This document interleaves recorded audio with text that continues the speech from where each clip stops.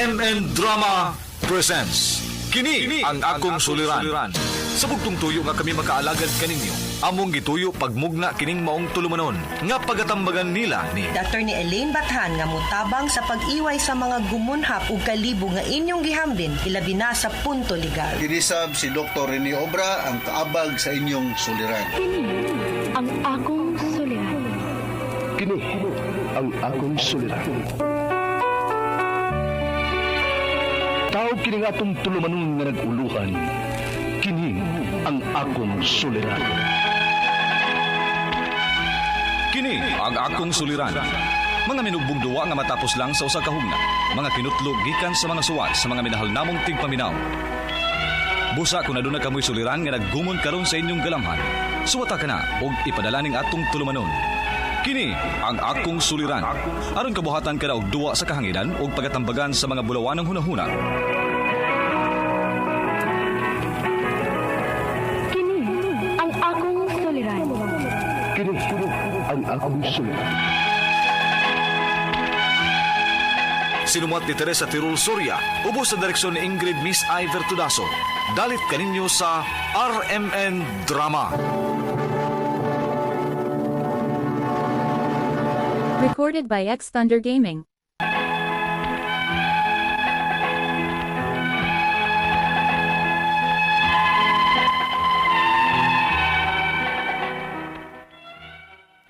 Maayong adlaw kaninyong tanan nga nagpaminaw karon, ning tulumanon kini ang akong suliran. Ilabi na kaninyo Dr. Rene Obra ug Attorney Elaine Bathan. Ingon man sa mga artista nga maghatag og kinabuhi ning akong suwat suliran. Tawgalan ko ninyo sa pangan nga Elana, hingkod ang pangidaron, minyo og may duha ka anak. Itago na lasap ang akong address. Punto legal, personal ug emotional kining akong i-share ninyo nga suliran. Dili gyud ni ako. Sa ako ning amiga nga nausab ang iyang kinaiya, human maminyo og Amerikano. Ato lang siyang tawgon og Tina. Aron inyong hisabtan, ingon inyong mga panghitabo.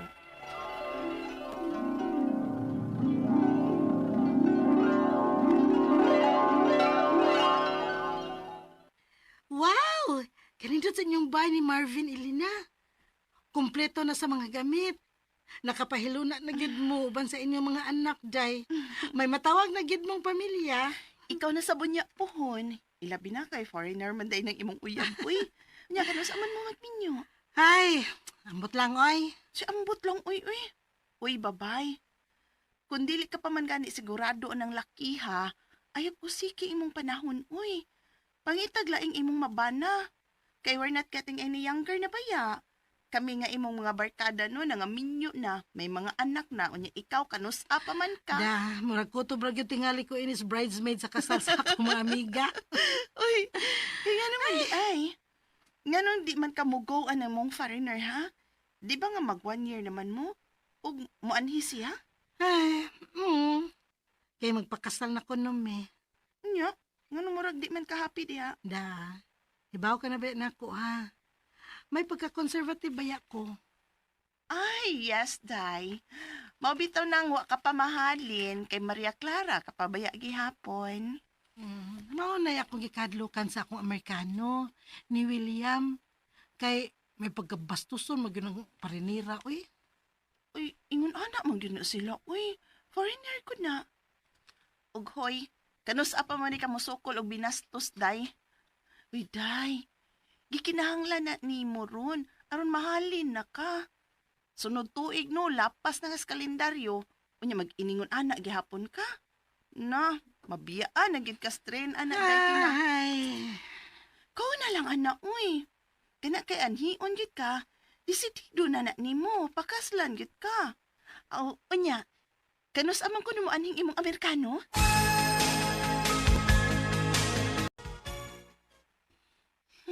Naunsa man akong amiga, uy. Wa naman mo anhis ato, Marvin. Gimingaw naman kong Tina. Na naman kuno yung Amerikano. Ha? Wala kayo kumahibaw. Itong usang simana pa man kuno nang naabot. Ha? Uy, nga nung man ko pahibaw atong bayhana, uy. Maudi ay. Tawgan ganit na ko ning bayhana, be. Ta, uy. Wa man mag-online, uy. Asam ka siya, no? O bas nang laag sila. Nabisi. Oy, nagsabot mi, no? Nga una ko niya sultihan kung maabot ng iyang uyab. Ngano gud ni siya?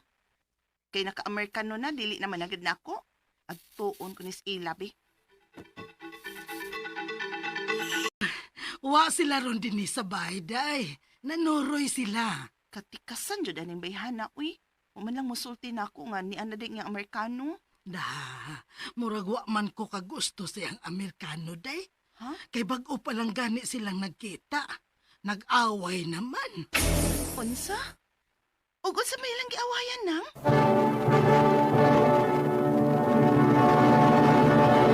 Recorded by X Thunder Gaming.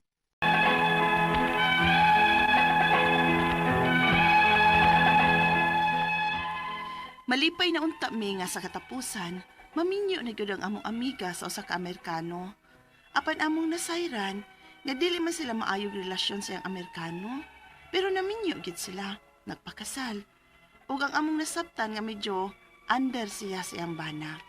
Unya, Ay sus, Elena. Kuan manggod, ako manggoy nag-make up ni Tina pagkasal nila, no? Mao nga akong namatikdan nga. Controlling kayo ang iyang bana, oy niya. ha? Usay pa mo may pasaport. Mao di ay nga dili na makikita si Tina nato nga iyang mga kabarkads. Kay dili man mo sugot ang iyang bana. Ha? Hadlok maka siya nga pangayuan nato si Kuan Tina. Nga murag dili man gyud ingon anak kadato ng Amerikano ha. Uy, unsa gud di ay? Oh, napay dugang. May nakita ko nga bunog sa bukto ni Tina. Unsa? Oh, napagyud ha. Kita ka ba siya post sa FB ni Tina lately? Ang sa ilang pagpanuroy. Ilabi na sa nagkalailaing mga beaches. O niya. Nakabantay ka nga saka conservative ni Tina. Musulob na siya og mga revealing kaayo nga mga swimsuits. Ay, oh, bitaw. Sexy sab kayo siya og mga posing dito. Oh, bana. Ang apam sad, mo'y nagbuot ana ang Amerikano. O naibaw ka o kinsay nagpost adto niya sa FB? Amerikano? Ha? Oh, og i-stalk ra ko ng FB sa Amerikano. Murag magigamit ya si Tina, oy. Kaya nga naman di ay, ha? Murag na-exploit na kaayo si Tina ba? Kanang model niya og pasulob og mga sexy. Oh. Ha? Oh na. Dili ba yung ana si Tina sa atong pag-ila niya? Mauman gani. Abi ba na kung nakasakay rasab si Tina sa trip sa Amerikano? Mana konserbative ba yan na? Day. Ay, pastilan, oy. Kontrolado siya sa Amerikano. Utsa? Oh. Pida oy makiksulti ko aning Tina, bi. Kana kon makahigayon ka. Kay kontrolado sab sa iyang Amerikano kung kinsa ang makigsulti sa atong amiga. Unsa? Wa na gyud mi magkasulti pa sa akong anak day Elena. Kay mananghid pamanggod ang akong anak sa iyang bana. Kung musugot ba nga makikita namo dinhi. Unsa na? Ikaw nga inahan? Dili makadali-dali nga makikita o makigsulti sa imong anak? Ay, may ingong Tina day. Nga mananghid pa siya sa iyang bana. Unya kung dili mo sugot, dili sab siya kabisita namo dinhi. Ala, mao ba na? Lagi, grabe man kuno na ka-estrikto ang bana niyang kano. Gikan sa iyang isulob, make-up, o pakikita namo. Ang iyang bana ang magbuot. Dili makalihok-lihok og iya ang among anak. Og magtuo manggod ang Amerikano nga mangayo mig kwarta. Mong iyang ipalayo og ilikay si Tina. Unsa?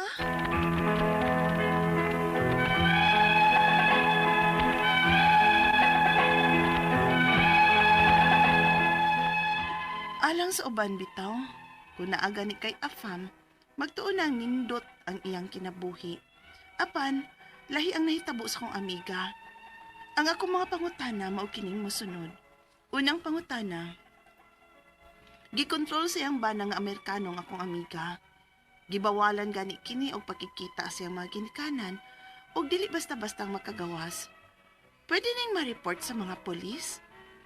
Ikaduhang pangutana, Matod sa usa namo ka barkada, may nakita siyang bunog sa bukton sa among amiga. Posibleng kulatado siya. Pwede ba nga kami ang reklamo para sa kong amiga? Ikatulong pangutana, conservative kaayo ning among amiga. Apan gipaposing siya siyang banang Amerikado nga sexy kaayo iyang post o gipang sulob o gipost sa social media. Mura gigamit lang siya. May tulubagon mainang Amerikano kung napugos lang ang akong amiga sa pagbuhat ni ini. Ikaw pa to katapusan. Minyo na ra ba sila? As in, kasal na gyud. Kung may kalapasan man ang Amerikano nga nahimo silang panagtipon, pwede ba ni siya nga mapadeport? Palihog, tabangyog tambagi ko. Kini ang akong suliran, Elena. Mayong adlaw mga sukintig paminaw kini si Attorney Elaine Bathan. Kinisab si Dr. Rene Obra. Karong adlaw kami sa kuang partner ang muhatag ninyo og tambag tubag solusyon kalinawan sa inyong mga pangutanag mga problemang may punto legal. Punto medical, psychological, emotional, behavioral ug mga problema sa mga ginadiling drugas. Muna ay namo pagdugay, ipadadayon ng inyong mga suwat sa suliran_612@yahoo.com. Or sa atong Facebook account, kini ang akong suliran, official writers page. Pwede sa datong ipadala sa 3rd floor Jose R. Martinez Building, Osmeña Boulevard, Cebu City. Kumusta guys? O kumusta to ang mga sukintig paminaw? Hinaot unta nga no always mong ma-inspire sa mga madungog ninyo nga mga suliran nga naa di ay solusyon. Nice solution. Maka-realize mo nga, uy, madara man gyud ining problema. Ha, di man din ni ingon nga dead end, nga wa na gyud ni kanang kasulbara na ara man di ay, o kaya ra day ni nako, di ba, Dok? Mao na, no? Okay, so ang ato makutlong nga pagtulunan ko nga adlaw attorney mao kini nga practice gratitude. Yes. For every little blessing. Pasalamat, tadi kay makamugambog ta nga, uy, amay nga, pasalamat lang god, no? Ayaw yun, pagkuan. Kanang be grateful. No, a grateful heart is also a happy soul. Mauna, wag gilain kanang even sa ato ang mga problema, magpasalamat ta kay kanang may gani Lord, salamat nga kanira ang ako ang problema, or salamat nga nakalampas ko, salamat nga this will make me stronger. Kaya lagi na ayaw lang yun mo og ka-discourage. Dili ko na lang ta magampo nga watay problema. Yes. Ang atong pagampo nga tagaan tag strength kadasig sa pagsulbad sa atong mga problema. Kaya naman wa mo gitaong may problema, no? Including Dr. Rene Obra ug Attorney Elaine Bathan. Ay, tinuod yun. Ang problema. So, kitsa may itong i-greet na ito. Nino may pagpaminaw na, silingan na ito ni, sige, chat na ko. Si Joel Andales, dia, sa Unit 4, Barangay Upra, no? Oran ni, atbang na ni sa itong istasyon na, no? Ug yung mga parinti dia sa La Libertad, Negros Oriental, no? So disemistro sa mga taga Ormoc City, mga Nilias family o mga parinti ni Orland Nilias o Lolito Luzon diya sa Barangay San Pablo, Ormoc City. O dini sa Cebu City may pagpaminaw ni Mino Gabisay diya sa Bunbun, Cebu o mga Pilo family diya sa Guba, Cebu City, no? Mga mountain barangays ni sila, no? O mga taga Sambagdos, sa Bag-Uno, Sambagdos. Labi na dapit sa luyo sa Vicente Soto Memorial Medical Center, maayong pagpaminaw nyo diya. Sudlon Lahug, mga Abila family, mga Abilia family, mayong pagpaminaw. Og letter sender karong adlaw, Dok, punto legal ta. Si Elena, 33 years old, taga Cebu City, punto legal, personal ug emosyonal. Tabangan lang nato ni. Yes, of course. May tungod kini sa nausab ko kinaya human na minyo ug Amerikano. May nausab ko kinaya. Ang iyang amiga. Iyang amiga na nausap pag kinaya pagkakita og apam. Apam. Balisod lagi ning apam lagi po, no? Makatakod ang kinaya, no? So, unang pangutana, i-control sa iyang bana nga Amerikano ang akong amiga. Gibawalan gani kini og pakikita sa iyang mga ginikanan og dili basta-basta makagawas. Pwede bang ma-report this police? Pwede. Or their house Depende sa yun, no? Kung unsay circumstances sa pagdumili yun po, no? Kay basin po safety purposes lang or unsa. Pero kung illegal detention na po na, unya makakita na po tag na ay signs of abuse baro, no? Verbal, physical, then pwede yun kaayo na natong ma-report po sa pulis. Kay di man po pwedeng didan no or isuppress na to ang freedom sa ato ang isig kataw sa ato ang even if asawa na nato di man na nato pwede kontrolahon, di ba? So mura nag under house arrest ning ang asawa des sa iyang apam nga Dili na pwede sad, no? So ginahanglan butag na po tayo social life oy na po na imong Amerikano nga mong suloy-suloy sa mugmol. Maminyo mangguta di po na pasabot nga adto na po ta mo pilit sa atong banag sa ato ang asawa. We also have a life of our own, di ba? Amo tugod sa kasultihan ni Dr. Omar Arceo sa Talamban, no? Bay, unsa may katambagan ni bay? Mao na. Ikaw po ko na. Matod sa usan na mo ka barkada. Hala, May kani. nakita siyang bunog kini alarming na ni sa bukton sa among amiga. Usilbing kulatado siya. Pwede ba kami nga mo reklamo para sa among amiga? Pwede kaayog yun, no? Domestic violence. Domestic violence. Nga kung makagawas man gani ng imuhang amiga, then better. Pero dili siya kagawas and you think it's really alarming, pwede man kita mo adto sa police, women's help desk, unya pwede man na adtuon dito, no? Ngadto sa balay nila to check if whether or not there is detention, there is violence, there is torture, ug unsa pa nang gibuhat din ha, no? Ngadto sa babay kay usahay kung maka-experience na naman ang babay ka nang gitawag na battered woman syndrome. Di na mo reklamo kay murang para niya na normalize na ng kumo sa iyahang bana og ang sukmag og ang abuse murang gidawat na niyang parte sa iyahang routine og kinabuhi mo nang ni-allow gyud ang balaod nga lain taw nga pwede mo pasaka og kaso para ma-check. Buhatan na ninyo dayon kay simbako magrabihan pa unya na ang inyuhang amiga dinha sa sud. Unya kay foreigner man pwede gyud kay na natong ipa-deport kay wa gyud ta magkinahanglan og afam nga way hinungdan way batasan. Dagkuwar ba kinumo ning apam moy? mauna. Dagko kay kamot na. Mauna. Di ta mahadlok ka na nila oy dayo guna diri sa atong nasod. No? Naago tay balaod ga protektar, di ba? Nganong hadlok man ta. Ikiha na. Unsa kay ikatambagan ni Dr. Jean Oy ug Dr. Vic Upalya, no? Mauna. Tambagin ninyo. Ikatulong pangutana. Conservative kayo ang among amiga. Apan gipa-pusing siya sa Ala. iyang banang Amerikano nga siksi kayo ang iyang post o gipa-sulob o gipost sa social media. Mura gigamit lang siya kay may tulubagon ba ni ani ang Amerikano kung mapugos lang ang iyang amiga sa pagbuhat niini? Yes! Kay kung gigamit siya for other illegal purposes, labi na kay gipasopo sa social media, simbak ko. Uso ba yun kayo ning mga kanang pornography? Pornography, no? Ginamit ang internet. That is part of cybercrime. Pwede yun na natong i-reklamo dito. Kay if mo gyud na ang ato ang pagduda nga mo nay nahitabo ba, maybe you might want to act sa inyuhang duda ug inyuhang instinct kay total wa may mawa kung atong ipa-inspect ug atong ipa-reklamo, especially kung feeling ninyo wa na namao ang inyuhang amiga. This is part of being a friend, no? Nga kinahanglan you will take action salbara in taon ng inyuhang amiga simbakog na unsa na siya kay naagyoy mga foreigner nga maayo kaayo magpalami, magpa-sweet-sweet para makuha lang ang attention natong mga Filipina nga usay vulnerable kaayo, no? Kay trusting ba kaayo ta nga pagkatao unya di ay to gigamit rata giilad rata psycho di ay pedophile di ay kriminal di ay, no? So dili tanan sakto ka swerte sa mga afam. Muna ako apong intawong tambag sa mga kababainhan, no, nga magsigig online, mangitag online dating, mangitag afam din ha, ay sa tamutakag das-das-day, no, relasyon man gihapon ni siguraduha gyud, no, kay usahay palamian ratag padadaan nag GCash, bank transfer, chocolate, kitaon pa ta usay nikita na to 5 day takabuk gikita. Mao. Oh, Dala diba? ko i-share ninyo, no? Dala ko mga nugnan, dagan Yes. kong pasente, nga apam.